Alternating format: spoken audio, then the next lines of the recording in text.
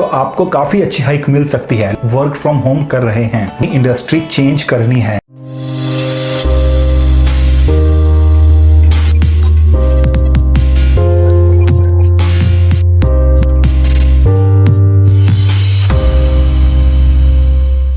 Hello guys, my name is Hiten Verma and welcome to ज़रूरी ज्ञान with Travel Academy। Due to corona virus पूरी country में lockdown हो रखा है एंड हम सभी वर्क फ्रॉम होम कर रहे हैं। रिसेंटली बहुत कंपनीज ने अपने बहुत ही सारे एम्प्लॉयज को फायर किया है एंड अभी मार्केट में बहुत ही कम जॉब्स अवेलेबल हैं एंड आगे फ्यूचर में भी जॉब्स को लेके बहुत प्रॉब्लम्स आ सकती हैं। मोस्टली कंपनीज अपने यहाँ सिर्फ लिमिटेड एम्प्लॉयज को ही रख रही है। So if you still have a job, try to do best आपका जो भी काम है। And if you don't have a job and after lockdown you are planning to go for some interviews, some job interviews, so I suggest you to take every interview very seriously because lockdown के बाद जो interviews होंगे वो बहुत easy नहीं होंगे। It's going to be very tough now and we should not give a single reason to our HR कि वो हमें reject करे। तो हमारी इस वीडियो में हम डिस्कस करेंगे 6th reason of rejection during an interview. So let's begin.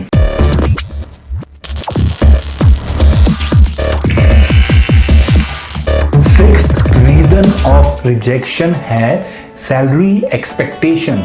अब सैलरी एक्सपेक्टेशन होना गलत नहीं है, बट अपनी सैलरी एक्सपेक्टेशंस को आप एचआर के सामने किस तरह प्रेजेंट करते हो वो बहुत इंपॉर्टेंट है। मोस्ट ऑफ द टाइम काफी अच्छे कैंडिडेट्स कुछ ना कुछ गलत बोल के या फिर एक्सट्रीमली हाई सैलरी एक्सपेक्टेशन की वजह से एक इंटरव्यू में रिजेक्ट हो जाते हैं। अब ये रीजन सभी कैंडिडेट्स के लिए नहीं है, ये mostly entry level mid level profiles के लिए है, बट अगेन ये डिपेंड करता है आपकी प्रोफाइल पे, जॉब रिक्वायरमेंट्स पे एंड कंपनी के ऊपर। तो पहले मैं आपको बताना चाहूंगा standard hike as per many companies policies क्या होती है।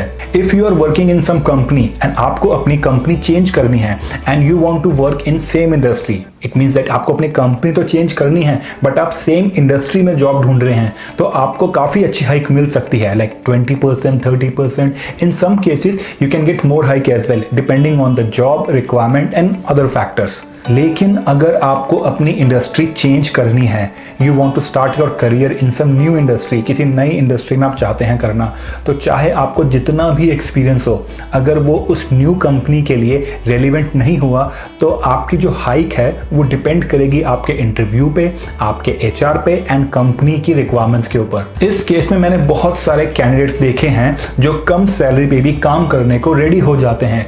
रीजन बिकॉज उनको उनकी करंट इंडस्ट्री में या तो आगे जॉब मिल नहीं रही है या आगे ग्रोथ के लिए स्कोप नहीं है, so that's why they switch there industry और वो कम पैकेज में भी काम करने को रेडी हो जाते हैं। इसके बाद आता है गैप।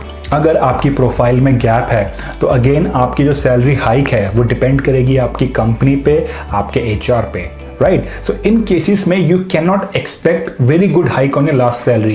That totally depends आपके इंटरव्यू पे, HR पे and company requirements पे। Now I will tell you कि इस वजह से कैंडिडेट्स इंटरव्यू पे रिजेक्ट क्यों हो जाते हैं। अब कैंडिडेट्स हमेशा इंटरव्यू पे अपनी सैलरी एक्सपेक्टेशन ज्यादा ही बताते हैं, जो कि एक तरह से ठीक भी है, क्योंकि अगर आप पहले ही अपनी एक्सपेक्टेशन कम बताओगे तो HR कहीं ना कहीं आपको उससे भी कम ऑफर करेगा। बट यहाँ पे पॉइंट ये नहीं है कि आपकी सैलरी एक्सपेक्टेशन क्या है, यहाँ पे पॉइंट ये है कि आप अपनी salary expectation during an interview HR के सामने किस तरह प्रेजेंट करते हो।